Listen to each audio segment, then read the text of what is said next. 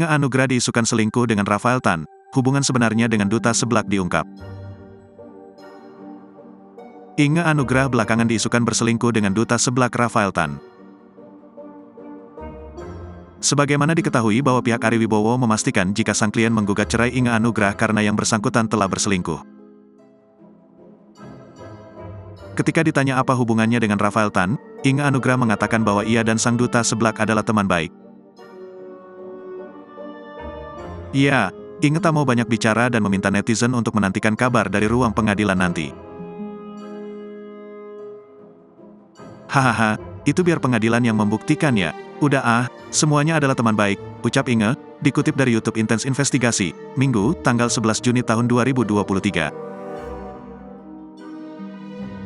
Di sisi lain, kuasa hukum Ari Wibowo, Ricky Saragih menegaskan jika sang klien memiliki cukup bukti yang menjelaskan bahwa Inge telah berselingkuh. Bukti-bukti tersebut berupa chat dan beberapa foto.